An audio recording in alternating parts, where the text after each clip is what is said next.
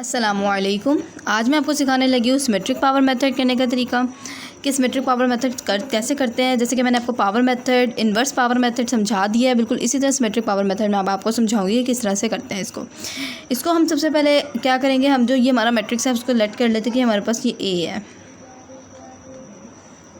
हमने अपने मैट्रिक्स को लेट कर लिया, हमारे पास ये ए है। ये तमाम की तमाम वैल्यूज़ जो भी इसके अंदर मौजूद है हम इसमें पुट कर देंगे इस मैट्रिक्स के अंदर। और ये मैट्रिक्स 3/3 का मैट्रिक्स है। 3/3 का मतलब होता है 3 रोज़ 3 कॉलम्स। हमने ये अपना क्वेश्चन लिख लिया और हमारे पास ये ट्रांसपोज मौजूद है। जैसे कि हम लोग अपना पावर मेथड में करते थे, एग्जैक्टली वही चीज़ हम सिमेट्रिक पावर मेथड में भी करेंगे। पावर मेथड में हमने अपने जब y1 निकाला था तो हम उसको ax0 को आपस में मल्टीप्लाई करते थे। हमने यहाँ पर भी वही चीज़ करनी है। हमने अपनी a की सारी एंट्रीज लिख लेनी है यहाँ पे, और यहाँ पे हमने अपनी 0 ये x0 का ट्रांसपोज है, लेकिन हमने ट्रांसपोज नहीं, हमने इसको रो को कॉलम में चेंज करके x0 पुट करना है। तो 0 1 0 यहाँ पे पुट कर दिया। बाकी ये वैल्यू a की सारी वैल्यू यहाँ पर उतर जाएगी। यहाँ पे मैं लिख देती हूँ फिर भी एक दफ़ा 2.25 माइनस 0.25। ये जैसे कि आप देख सकते हैं हमने अपनी ये एंट्रीज लिख ली हैं y1 की निकालने के लिए। तो ये हमारे पास जो इसका आंसर निकलता है ये इससे मल्टीप्लाई होगा तो ये 0 हम लिख लेते हैं। 0 प्लस 2.25 मल्टीप्लाई में बाकी सारी चीज़ें 0 हो जाएंगी। यहाँ पे भी इसी तरह हो जाएगा 4.75 प्लस 0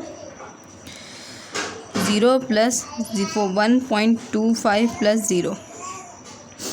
और ये हमारे पास y1 की वैल्यू जो निकली है वो हमारे पास निकल आई है 2.25 4.75 1.25। ये हमारे पास इसकी निकल आई है वैल्यू, y1 की वैल्यू निकली है।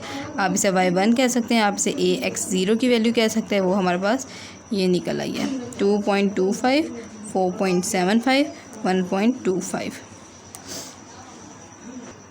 ये हमारे पास x1 की, अब जैसे हमने पावर मेथड में देखा होता तो वहाँ पे हमने x1 की वैल्यू जब निकालनी होती थी तो हम इसमें से सबसे बड़ी वाली वैल्यू को पिक कर लेते थे और उसको हम क्या करते थे, डिवाइड कर देते थे इन्हीं वैल्यू से। लेकिन यहाँ पे सिमेट्रिक पावर मेथड में और पावर मेथड में जो बेसिक फ़र्क आता है वो यहीं पे आकर आता है कि यहाँ पे सिमेट्रिक पावर मेथड में हम लोगों ने क्या करना होता है कि हमने ax0 यहाँ y1 भी लिख सकते हैं, यहाँ पर कोई मसला नहीं है, को हमने इसकी नॉर्म ऑफ ax0, सॉरी ये 0 ऊपर लिखना था, नॉर्म ऑफ 2 से डिवाइड करना होता है। नॉर्म ऑफ 2 से इस वाले क्वेश्चन को आप चाहे इस वाले फॉर्मूले को आप ध्यान से देख लीजिए या अच्छे तरीके से देख लें, इसको आप अच्छे तरीके से देख लें इस फॉर्मूले को। x1 की वैल्यू निकालें तो ax0 over norm of ax0 की वैल्यू से हमने डिवाइड कर लेना है नॉर्म ऑफ 2 से। और नॉर्म ऑफ 2 हमारे पास किस तरह से निकलती है, डिवीजन, एक डिवाइड का साइन। और जैसे हम लोग अपना करते थे a का स्क्वायर प्लस b का स्क्वायर प्लस c का स्क्वायर, वैसे हमने वैल्यूज़ पुट कर देनी है। और जहाँ पे हमारे पास जो वैल्यूज़ निकली हैं वो हमारे पास वैल्यूज़ ये हैं, हमारे पास ax0 की वैल्यूज़ है। इन सबको हमने स्क्वायर ले लेना और इसका स्क्वायर रूट ले लेना। ये हमारे पास नॉर्म ऑफ 2 निकल आएगी ax0 की, ठीक है। और यहाँ पर हम वो वैल्यूज़ लिख देंगे 2.25 का स्क्वायर प्लस 4.75 का स्क्वायर प्लस 1.25 का स्क्वायर। और जो हमारे पास इसको निकालने से हमारे पास आंसर निकलता है नॉर्म ऑफ 2 का, वो हमारे पास आ जाता है। नॉर्म ऑफ 2 का जो हमारे पास आंसर निकलता है वो है 5.4025.40254। ये हमारे पास नॉर्म ऑफ ax0 निकलती है। अब हम लोगों ने क्या करना है, हमने सिंपल अपनी इस वैल्यू क्वेश्चन फॉर्मूला के अंदर हमने अपनी वैल्यू पुट कर देनी है। हमारे पास जो x1 की वैल्यू जो हमने वो लिख लेनी है और इस सबको नॉर्म ऑफ 2 से डिवाइड कर देना है। और नॉर्म ऑफ 2 हमारे पास है 5.40254 5.40254 5.40254।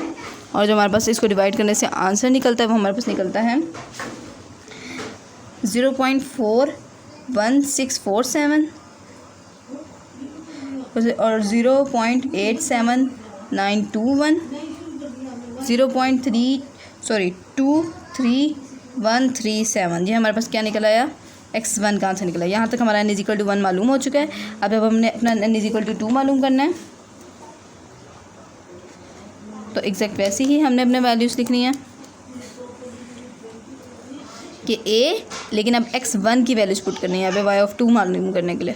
एग्जैक्टली हमने वैसे ही अपनी a की वैल्यू सारी लिख लेनी है 4.75 2.25 माइनस 0.25, 2.25 4.75, 1.25 माइनस 0.25, 1.25 4.75।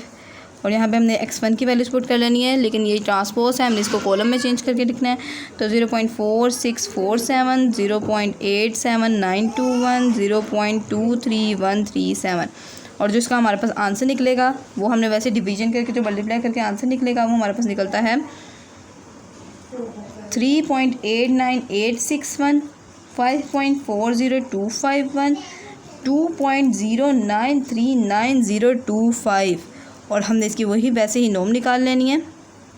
AX1 की जब हमने नॉर्म ऑफ 2 ले लेनी है तो वो हमारे पास एक्जैक्टली वैसी निकलेगी जैसे हमने अपना ऊपर ली थी।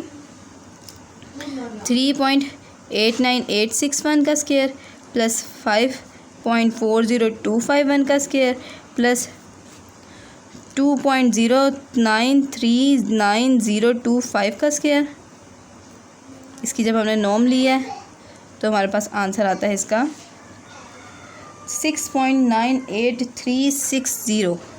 हमारे पास इसका आंसर निकल आता है। और इसको जब हमने आपस में डिवाइड कर लेना है अपनी x2 की वैल्यू मालूम करने के लिए, जब हमने AX1 और नॉर्म ऑफ AX1 2 से जब हमने इसको निकाला तो वो हमारे पास आंसर निकल आएगा 0.55825, 0.77359, 0.29983 का transpose.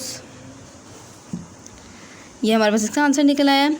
Exactly same to same वैसे ही हमने अपना n=3 मालूम कर लेना है। n=3 मालूम कर लेंगे अब हम लोग। मैं n=3 के आंसर्स लिख देती हूँ, आप लोग एग्जैक्टली वैसे ही है। n=3 मालूम करना AX2, यहाँ पे हमने अपनी वैल्यूज पुट करी और AX3 हमारे पास जो AX2 हमारे पास आंसर निकलता है उसका हमारे पास मैं डायरेक्ट आंसर लिख रही हूँ 4.31730, 5.30540, 2.251617। ये हमारे पास Y3 का आंसर निकला है। और नॉर्म ऑफ AX2 निकालना आप लोगों को आ गई है। वैसे स्क्वायर रूट लेके इन सबका स्क्वायर का स्क्वायर रूट ले लेंगे तो हमारे पास आंसर निकलेगा 7.20111। और हमने जब इसका वो x3 निकालना है तो वैसे ही बिल्कुल एग्जैक्ट नॉर्म ऑफ 2 ले लेना है और इनकी सारी वैल्यूज़ को इस वैल्यू से डिवाइड कर देना। तो हमारे पास जो इसका आंसर निकलेगा वो निकल आएगा x3 का 0.599503, 0.73674 और 0.1267 का ट्रांसपोज। यहाँ तक हमारा क्वेश्चन था और यह उम्मीद करती हूँ आपको अच्छा लगा होगा, आपको समझ आ गई होगी। और अगर कुछ भी क्वेश्चन है, कोई भी क्वेश्चन ऐसी जो चीज़ आपको समझ ना आई हो तो कमेंट्स में आप पूछ सकते हैं। इंशाल्लाह आपको अच्छे से अच्छा जवाब मिलेगा और आपको सारी समझ आ जाएगी। उम्मीद वीडियो अच्छी लगी तो वीडियो को लाइक कीजिएगा, चैनल को सब्सक्राइब कीजिएगा। अपना बहुत ज़्यादा ख्याल रखिएगा, दुआ में याद रखिएगा। अल्लाह हाफ़िज़।